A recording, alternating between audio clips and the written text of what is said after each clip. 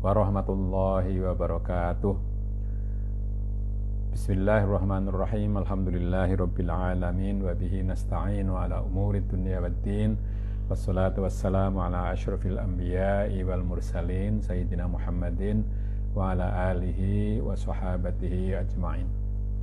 Saudara, marilah kita baca suratul Fatihah untuk Kiai Soleh Darat, penulis kitab Faidhur Rahman yang kita pelajari pada malam hari ini. Lahul Fatihah. A'udzu billahi minasyaitonir rajim. Bismillahirrahmanirrahim. Alhamdulillahi rabbil alamin. Ar-Rahmanir Rahim. Maliki yaumiddin. Iyyaka na'budu wa iyyaka nasta'in. Ihdinas siratal mustaqim. Siratal ladzina an'amta 'alaihim ghairil maghdubi 'alaihim waladdallin.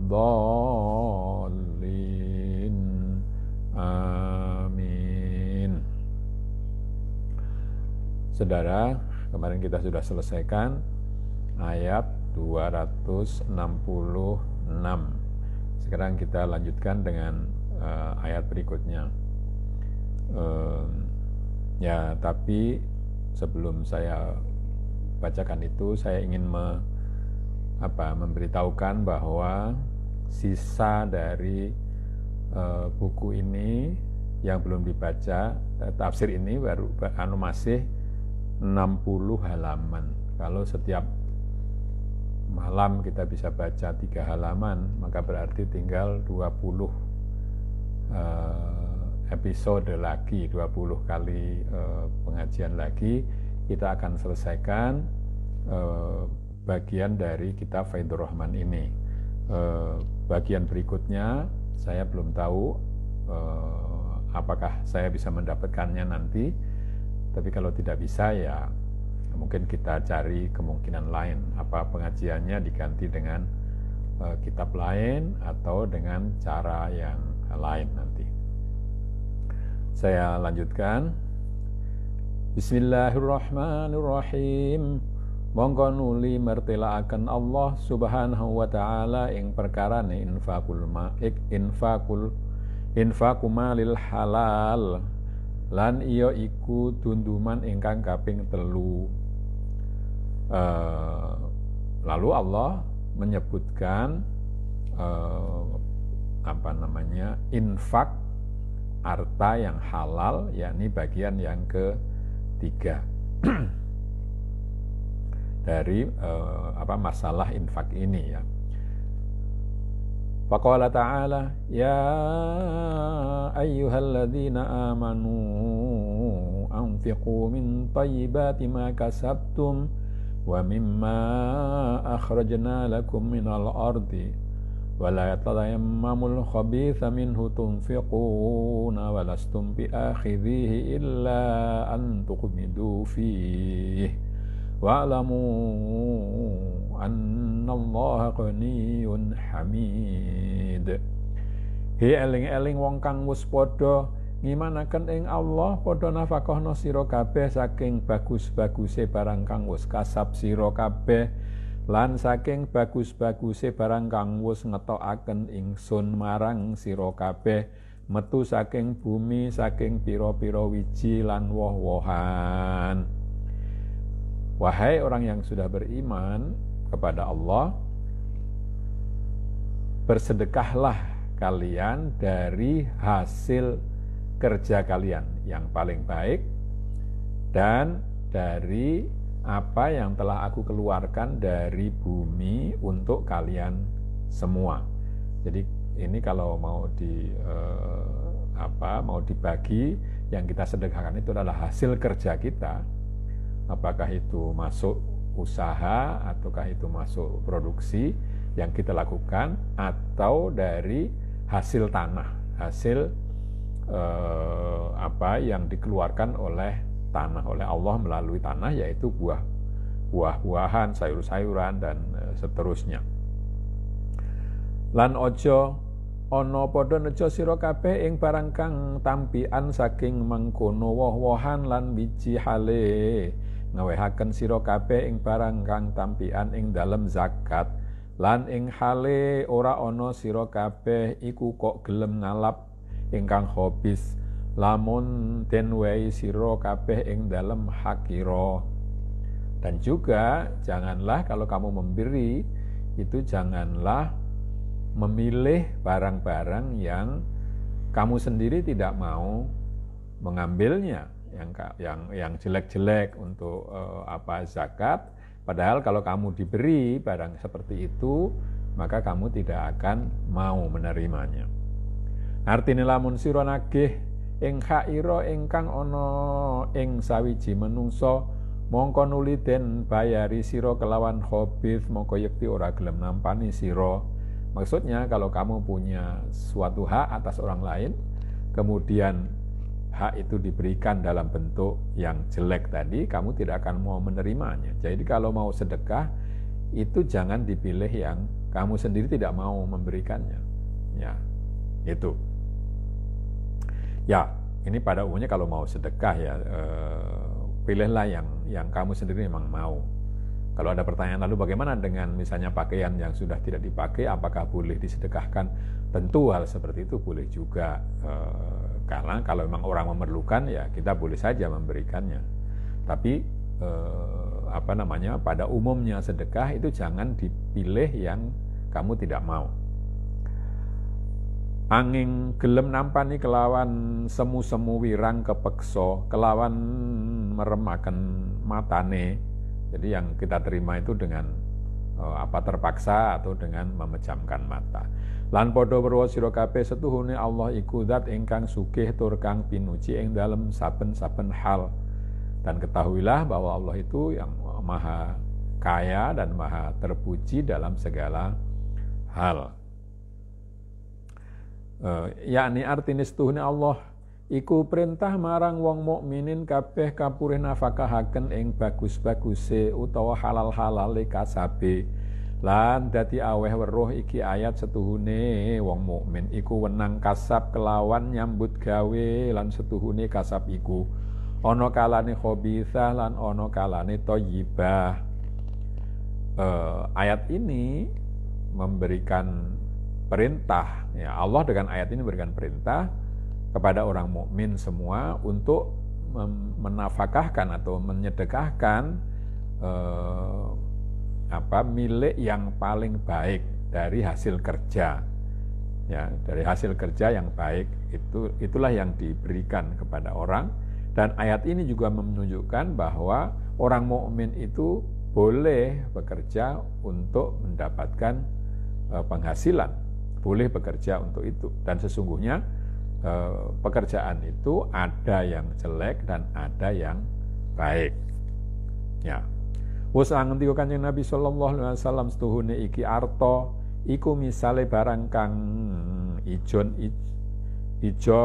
tur kang manis. Sapa wong ing ngalap ing arta kelawan hak tegese dedalan halal mongko den paringi berkat lan pira-pira wong kang mungkin ini den ya kang njeguraken ing awake ing dalem sakarepe dhewe ing dalem oleh ngalap arta ora mikir halal utawa haram, cok uga oleh mongko ora ana keduwe wong iku angin neraka. Rasulullah SAW bersabda, sesungguhnya harta itu adalah sesuatu yang segar dan manis. Ya. Di sini disebutkan ijo di dalam pengertian seperti daun yang hijau, ya, jadi segar. Barang siapa yang mencari harta dengan benar, maksudnya melalui jalan yang halal, maka dia akan mendapatkan berkah. Dan banyak orang yang menceburkan dirinya ke dalam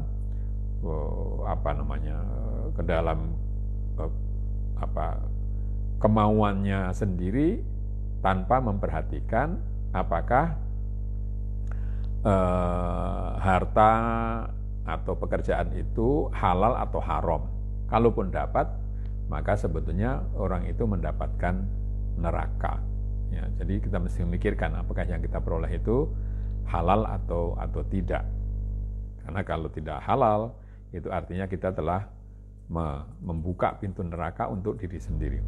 Lan ngendika malih Kanjeng Nabi sallallahu alaihi wasallam, besok teko ing atase menungso zaman ingkang ora toho-toho menungso kabeh apa barang kang den alap, apa saking halal apa haram.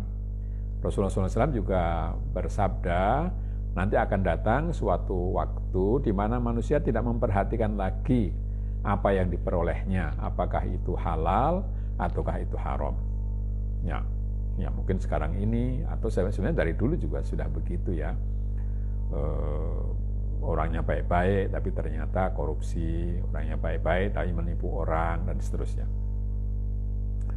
Lan ngendika malih Kanjeng Nabi sallallahu alaihi wasallam, ora mangan wong sawiji ing panganan ingkang luwih bagus tinimbang mangan saking ngamale tangane. Lan setuhune Nabiullah Daud iku mangan saking ngamale tangane. Rasulullah SAW juga bersabda bahwa seseorang itu tidak makan makanan yang lebih baik daripada apa yang dihasilkan dengan tangannya, artinya dengan kerjanya, dengan apakah itu upah ataukah itu langsung dihasilkan dari tangannya. Kalau misalnya kalau kita masak untuk diri sendiri, nah itu menghasilkan makanan dari tangannya sendiri, atau kita bekerja, Nabi Daud itu juga bekerja dari hasil kerjanya sendiri, hasil tangannya. Nabi Daud itu pekerjaannya membuat baju besi ya, rantai yang anyam sehingga menjadi baju untuk perang. Lan padha sulaya para ulama mufassirin ing dalam perkarane infak, kila maknane infak iku zakat wajibah, wa kila shadaqatu tatawwu'. Para mufassir berbeda pendapat mengenai infak. Ya, ada yang mengatakan bahwa infak itu adalah zakat yang wajib, sementara ada yang mengatakan bahwa infak itu artinya adalah sedekah yang sunat. Wakila umum mangkono infak wajib lan infak tatawwu' lan aweh weruh iki ayat setuhune barang kang wis kasab manungsa iku wajib zakate, mongko dadi wajib zakat tijarah lan wajib zakat zahab lan fiddah. Ada yang mengatakan bahwa infak itu hanya infak itu mencakup keduanya, baik yang wajib maupun yang sunat. Dan ayat ini memberikan pengertian bahwa hasil dari pekerjaan manusia itu wajib dizakati. Jadi wajib zakat, karena itu wajiblah zakat tijarah, berjualan, karena itu hasil kerja manusia, dan juga wajib zakat emas serta perak. Ya, sekarang ada orang yang mengatakan ya profesi, ya, itu juga wajib dizakati. Utawi pangandikane subhanahu wa ta'ala, mimma akhrajna lakum minal ardi, utawi zahire iki ayat iku nuduhaken ing atase wajib zakat saben-saben barang kang metu saking bumi, saking pira-pira cukulan, iya kang wis den tandur dening manungsa. Firman Allah, dan dari apa yang telah kami keluarkan dari bumi, itu zahirnya, pengertian lahiriahnya dari ayat ini adalah menunjukkan bahwa semua yang dihasilkan dari bumi, dari apa yang tumbuh dari bumi itu wajib zakat, ya. Yakni semua yang ditanam oleh manusia, ya. Tentu langsung atau tidak langsung, ya. Jadi selama ini banyak ahli fikih yang mengatakan bahwa yang wajib dizakati itu hanya qut, ya, makanan pokok. Tapi kalau melihat ayat ini sebenarnya ya semua bisa yang menghasilkan, kalau sudah sampai pada ukuran tertentu, pada namanya nisab, maka mestinya wajib zakat. Lan wastahsis ulama ummah ing iki ayat ing wajibi zakatun nabat namung anggur lan kurma lan barang-barang ingkang wati tur kang kena den simpen, mengkono munggo Imamuna Asy-Syafi'i. Nah, memang para ulama mengkhususkan zakat itu hanyalah anggur, kurma, dan yang memberi kekuatan atau makanan pokok yang dapat disimpan. Itu menurut Imam Syafi'i. Jadi kalau demikian, kalau tidak dapat disimpan seperti mangga atau jeruk atau yang sekarang ini misalnya sayur-sayuran, nah itu lalu tidak dizakati menurut Imam Syafi'i. Walaupun kadang-kadang dari pandangan keadilan, misalnya kalau orang punya kebun mangga, itu mungkin penghasilannya lebih banyak daripada kalau orang menanami tanah itu dengan padi, dengan itu hasilnya bisa lebih banyak kalau mangga itu piara atau diambilkan bibit yang baik. Ya. Lan wus majibaken Imam Abu Hanifah ing zakat saben-saben cukulan ingkang kena den pangan anak Adam kaya fawakih lan sayuran lan kacang lan semangka timun krai lan ndi-ndi ingkang cukul saking bumi ingkang maksud mungguh anak Adam. Ya, kalau Abu Hanifah itu mewajibkan semua hasil dari tanaman, ya, yang bisa dimakan oleh anak Adam, ya, seperti buah-buahan, ya, sayuran, kacang, semangka, timun, kerai, ya, jenis timun ya yang besar, dan semua yang tumbuh dari bumi yang dimaksudkan untuk dimanfaatkan oleh anak Adam itu wajib dizakati menurut Abu Hanifah. Lan wajib zakate barang kang tinutur iku arep cukup nisobe 5 ausak. Lan munggo Imam Abu Hanifah wajib usyur ing dalem saben-saben cukulan bumi kang tinutur, padha uga akeh utawa gedhe iya wajib zakat usyur. Ora nganggo nganti nisab krana ningali zahirul ayah. Para ulama mengatakan bahwa hasil bumi itu dizakati setelah ukurannya itu mencapai 5 ausak. Ya, ausak itu ukuran ukuran wadah ya, ausak. Ya, saya belum melihat seberapa banyak ausak itu. Tapi dulu ada orang yang mengatakan itu kira-kira ya 1 ton gabah begitu ya. Tapi bisa bisa diperhitungkan lagi itu. Menurut Imam Abu Hanifah, zakatnya adalah 1/10 ya dari hasil bumi yang disebut di atas, apakah itu mencapai nisab ataukah tidak, ya, tanpa harus menunggu 1 nisab. Itu kalau menurut Abu Hanifah. Kalau Imam Syafi'i hanya anggur, kurma, dan qut dan dan makanan pokok kalau sudah mencapai 1 nisab, yaitu ukuran tadi 5 ausak. Anapun Hujjatus Syafi'i mongko ningali hadis al-masyhur laisa fi maduna khamsati ausakin shadaqah. Imam Syafi'i mengambil dalil dari hadis yang masyhur, yaitu bahwa penghasilan atau buah yang anggur, kurma, dan makanan pokok itu kalau di bawah 5 ausak itu tidak wajib sedekah atau tidak wajib zakat.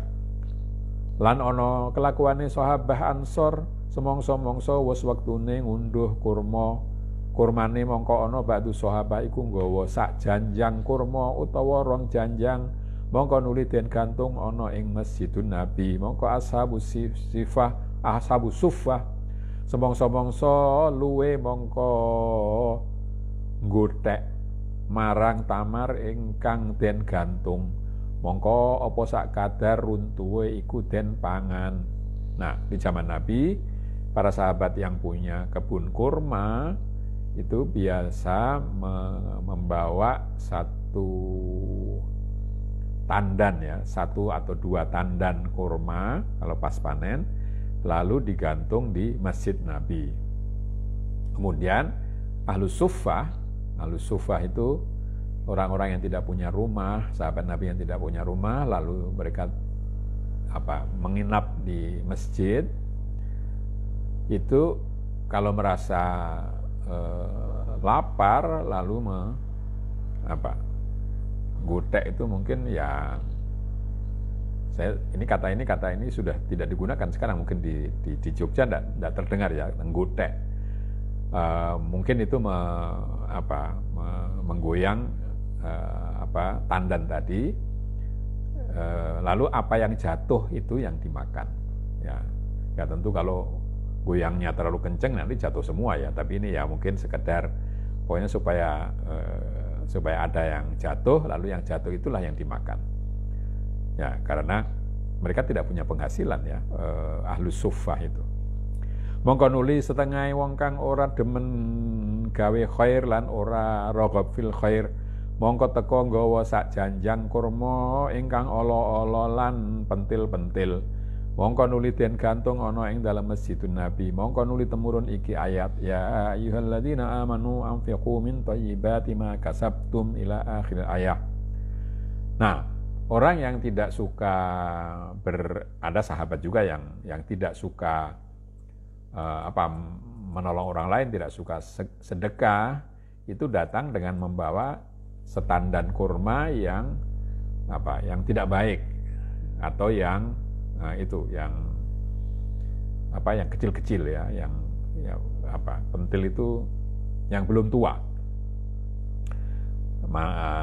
Lalu karena itu turunlah ayat ini, wahai orang yang telah beriman, bersedekahlah dari hal-hal yang baik, atau dari hal-hal yang baik dari apa yang kau hasilkan. Ya, jadi jangan kurma yang yang pentil, yang belum enak dimakan. Wakilastuni ba'dul ansorin iku nafakohaken ing ala-alane wowohane lan ala-alane artane lan padha misahaken ingkang bagus-bagus marang awake dhewe ingkang ala-ala marang fuqara lan masakin. Mongko nuli temurun wala tayammamul khabitha minhu tunfiqun al-ayah. Ada juga yang mengatakan bahwa sebagian dari orang Ansor itu menyedekahkan buah-buahan yang paling jelek dan harta milik yang paling jelek, yang dipisahkan, yang bagus-bagus untuk diri sendiri, sementara yang jelek-jelek untuk orang miskin, orang fakir dan miskin. Karena itu lalu turun wala tayammamul khabitha minhu tufikun. Janganlah kamu menyengaja mengambil yang buruk-buruk dari hasil kerjamu itu untuk disedekahkan. Krana sira kabeh lamun duwe hak ana ing wong suwiji, mongko nuli sira njaluk lan den wehi ingkang ala-ala lan ingkang tampian ing hale ing kono artane bagus, mongko yekti ora gelem nampani sira marang iku hakira, angin gelem nampani kelawan ngremaken paningal tinimbang ora oleh babar pisan.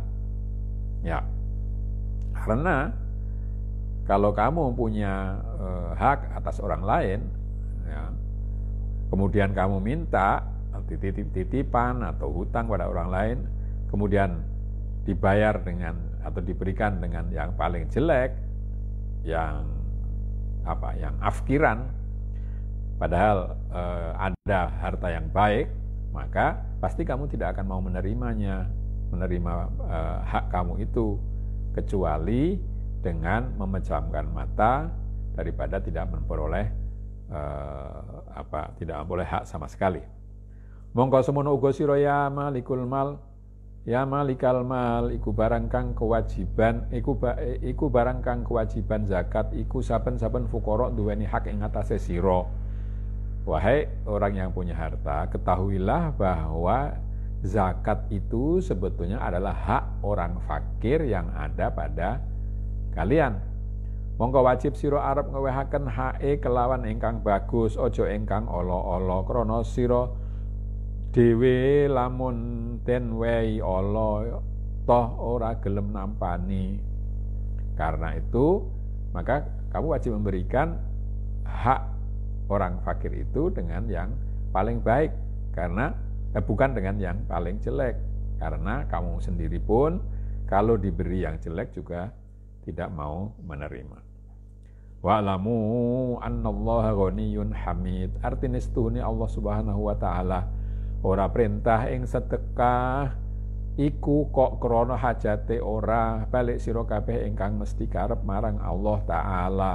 Fafham, firman yang mengatakan ketahuilah bahwa Allah itu maha kaya dan maha terpuji, itu artinya adalah bahwa Allah tidak memerintahkanmu untuk bersedekah itu karena apa? Karena kebutuhannya, karena Allah membutuhkan sedekahmu, tetapi kamulah yang membutuhkan Allah Ta'ala. Pahamilah hal itu.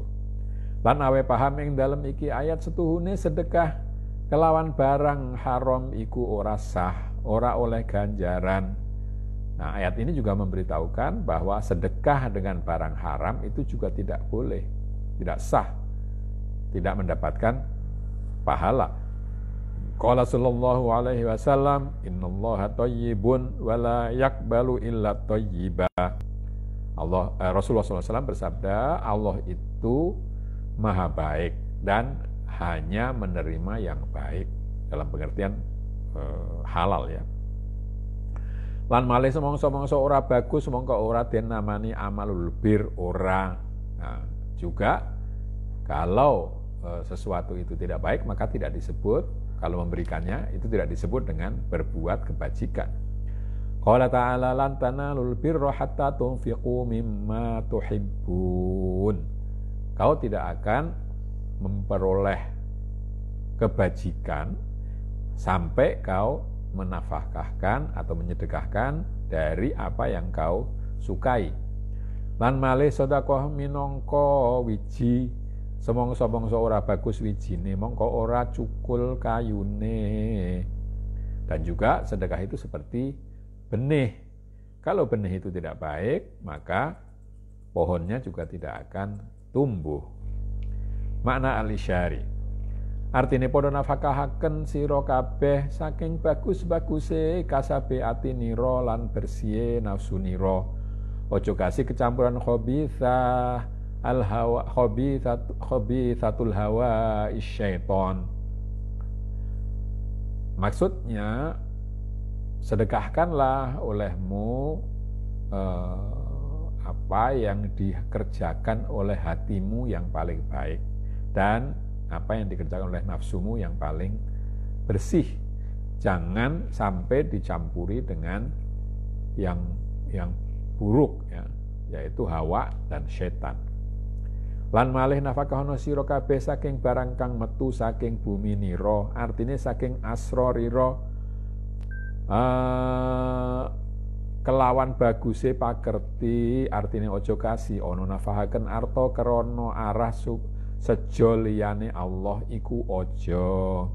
Dan juga sedekahlah kamu dari barang yang keluar dari bumimu sendiri, hatimu sendiri. Artinya dari rahasia, dari apa? Dari inti hatimu.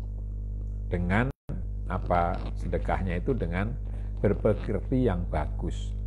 Jangan sampai kau menafkahkan harta karena ingin mencapai hal yang selain Allah.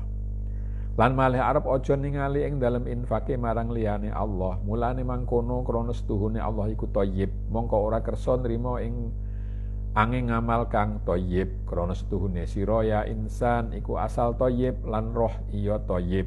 Qala ta'ala fatayammamu sa'idan thayyiba wa nafakhtu fihi min ruhi.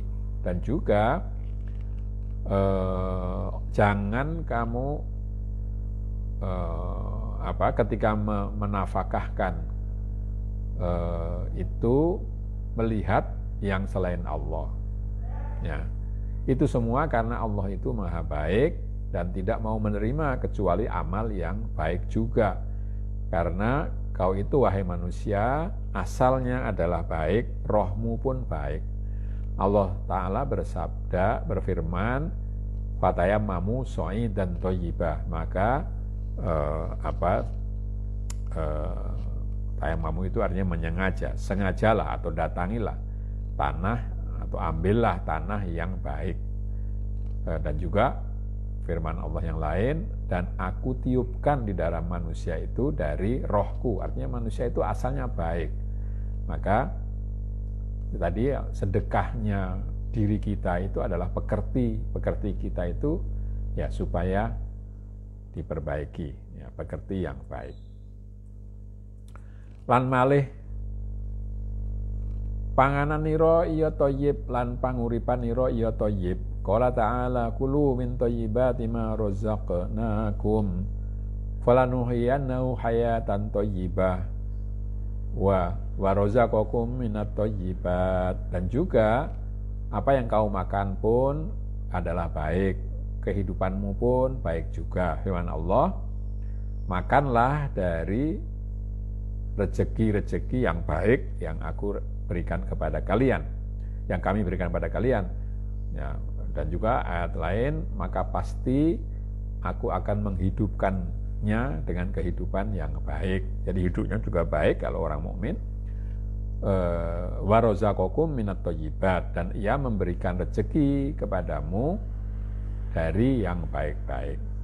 Mongko kapan mangkono mongko ora ana sawiji-wiji ingkang metu saking sira angin kelawan thayyib ing dalam zahir lan ing dalam batin.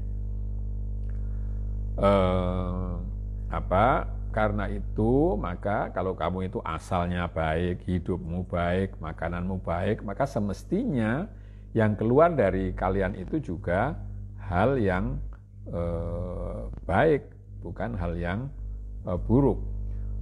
Mongko ono asal insan iku suci, bagus, ora angin ingkang dadi sababe khabithah iku bapa biyung. Qala ta'ala kullu mauludin yuladu 'alal fitrati fa abawahu yuhawidanihi wa yunassiranihi aw yumajjisanihi. Sesungguhnya manusia itu asalnya adalah suci dan bagus, ya. Yang membuat buruk itu adalah bapak ibunya. Rasulullah SAW bersabda, setiap anak itu dilahirkan dalam keadaan suci. Kedua orang tuanya lah yang membuatnya Yahudi atau Nasrani atau Majusi. Ya, jadi kedua orang tua itu membuat yang tadinya asalnya baik menjadi kurang baik, ya, bisa begitu.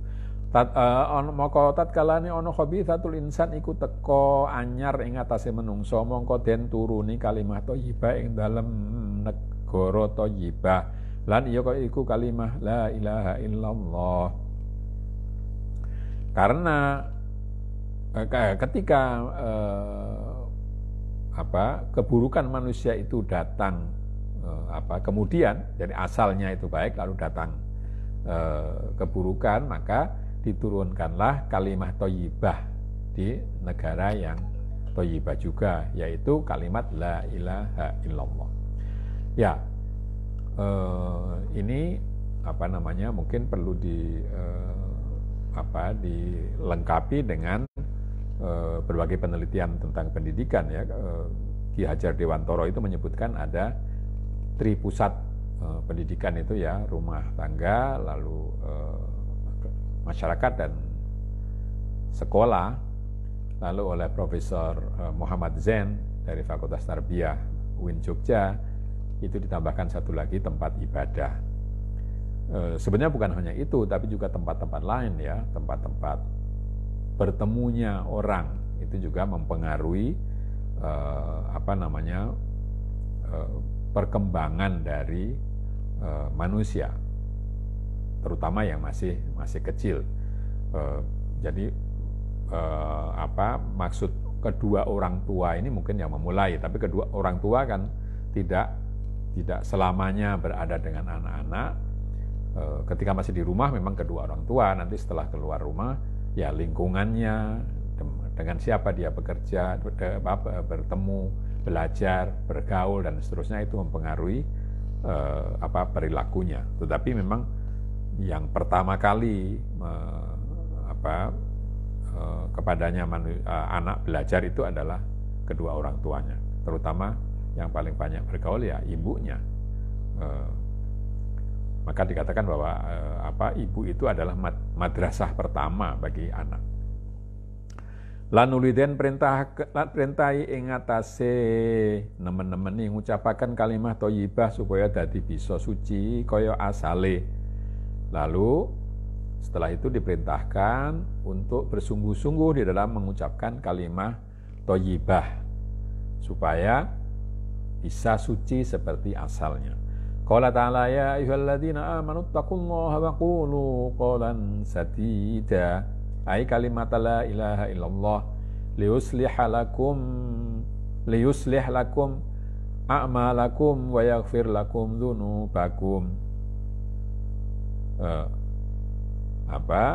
Firman Allah, wahai orang-orang yang telah beriman, bertakwalah kepada Allah dan katakanlah kata-kata yang lurus.